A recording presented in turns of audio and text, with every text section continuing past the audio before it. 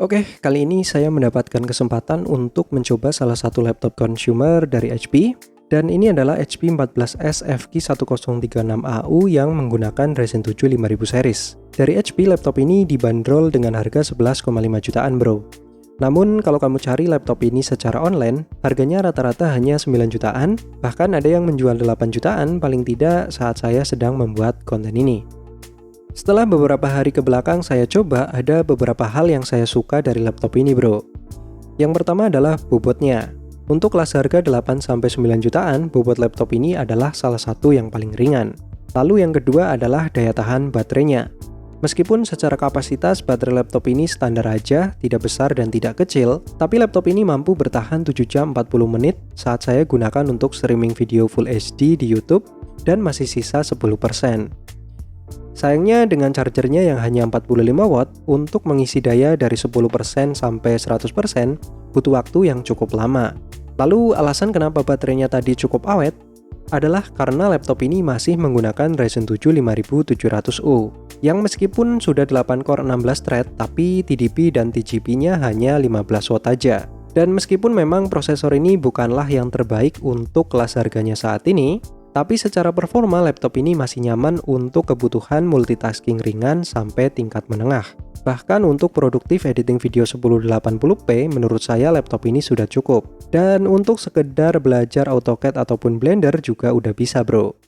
Lalu untuk kamu yang mau gaming, untuk game yang sekelas dengan CSGO, Valorant, dan beberapa game AAA seperti GTA 5, Genshin, SOTR, laptop ini juga masih playable, tentunya dengan settingnya masing-masing.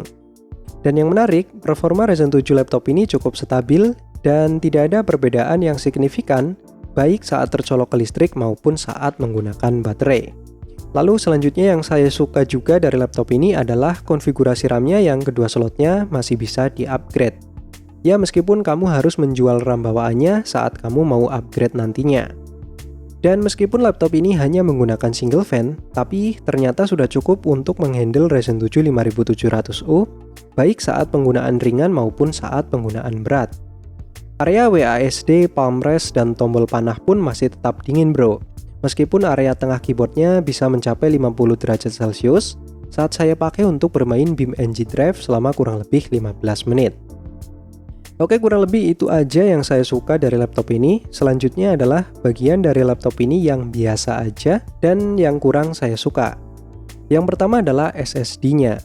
SSD bawaan laptop ini termasuk standar hanya 512GB dengan speed yang termasuk menengah ke bawah untuk PCIe Gen 3. Dan sebenarnya ada slot SATA 2,5 inch. Cuman saat saya lihat covernya, bisa kamu lihat bahwa ada sekat-sekat yang cukup tinggi di situ. Jadi saya tidak yakin kalau ruang SATA ini bisa digunakan untuk upgrade. Selain itu di boxnya juga tidak disertakan HDD kitnya, yang ada justru adalah DVD eksternal. Selanjutnya adalah layarnya. Untuk harga 8-9 jutaan, layar laptop ini termasuk biasa aja menurut saya. Dan bahkan di beberapa kondisi permukaan glossy-nya cukup mengganggu. Di bagian atas layar ini ada webcam 720p dengan kualitas yang juga standar aja.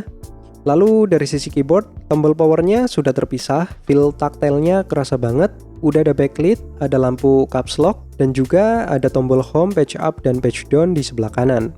Sayangnya tombol panahnya ada yang kecil dan spacebar-nya tidak ada backlit. Lalu di bagian atas keyboard ini ada speaker yang suaranya menurut saya benar-benar keras bro. Lalu untuk touchpad-nya bentuknya lebih ke persegi panjang bukan kotak.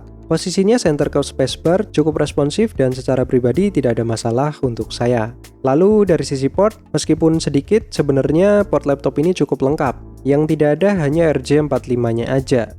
Dan sayangnya kebanyakan portnya ada di sebelah kanan dan juga laptop ini masih menggunakan Wi-Fi 5. Terakhir dari sisi software, laptop ini dibekali dengan HP Support Assistant yang bisa kamu gunakan untuk mengecek garansi, monitoring kesehatan SSD dan baterai, menghubungi customer service, dan lain sebagainya.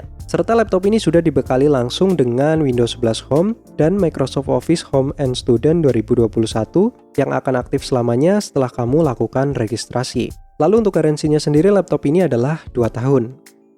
Oke, untuk kesimpulannya, dari performa dan fitur yang diberikan laptop ini, kalau mengikuti harga SRP yang 11 jutaan itu, Mohon maaf banget kepada HP, menurut saya untuk kondisi pasar saat ini, laptop ini tidak worth it. Tapi kalau harganya 8 jutaan, laptop ini menurut saya bisa menjadi salah satu yang paling oke. So, kurang lebih seperti itu aja pengalaman yang bisa saya share setelah beberapa hari memakai laptop ini. Kalau kamu ada pendapat lain tentang laptop ini, silahkan tuliskan aja di kolom komentar. Jangan lupa like kalau kamu suka dengan konten versi ini, dan dislike aja kalau kamu memang nggak suka. Semoga bermanfaat. Sampai jumpa lagi di konten berikutnya.